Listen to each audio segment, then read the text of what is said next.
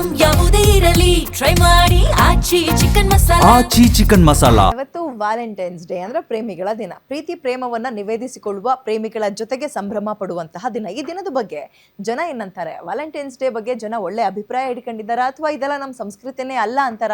ಕೇಳೋಣ ಬನ್ನಿ ಒಂದ್ಸಲ. ನಮ್ಮ ಅರ್ಥದಲ್ಲಾದರೆ ನಾನು ಹೇಳೋದೇನು ಅಂತಂದರೆ, ಬರೀ ಈಗ ಒಂದು ಅಂಗಡಿಗೆ ಹೋಗೋದು, ತಿರುಗೋದು, ಕಾಲೇಜಲ್ಲಿ ನೋಡ್ತಿದ್ದಾಗಲೇ ಲವ್ ಮಾಡೋದು ನಿಜವಾದ ಪ್ರೀತಿ ಅಲ್ವೇ ಅಲ್ಲ. 100% ಅಲ್ಲ.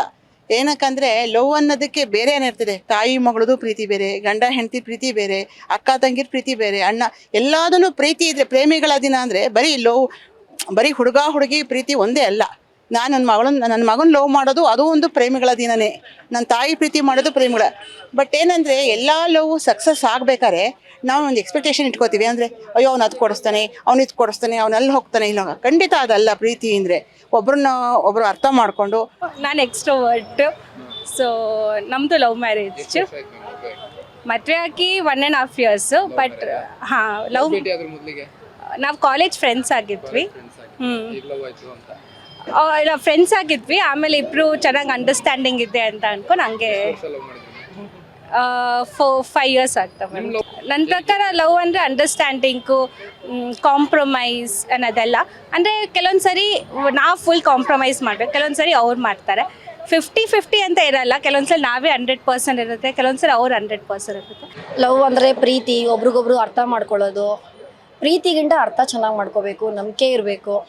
ಆಮೇಲೆ ಬರೀ ಖುಷಿಲ್ ಜೊತೆಲಿರೋದಲ್ಲ, ಕಷ್ಟದಲ್ಲೂ ಜೊತೆಲಿರಬೇಕು. ಅದನ್ನು ಲವ್ ಅಂತ ಹೇಳ್ತೀನಿ. ಬರೀ ಖುಷಿಲ್ ಜೊತೆಲಿರೋದು ಇದು ಇಂಪಾರ್ಟೆಂಟ್ ಅಲ್ಲ. ಕಷ್ಟ ಇದ್ದಾಗಲೂ ಕೂಡ ಯಾವಾಗ ಜೊತೆಲಿರ್ತಾರೋ ಅದನ್ನೇ ಪ್ರೀತಿ ಅಂತ ಹೇಳೋದು. ಸೊ ನಾನು ಇಷ್ಟಪಟ್ಟು ಪ್ರೀತಿ ಮಾಡಿ ಮದುವೆ ಆಗಿದ್ದೀನಿ. ಸೊ ನಾವು ಹಾಗೆ ಇರೋದು.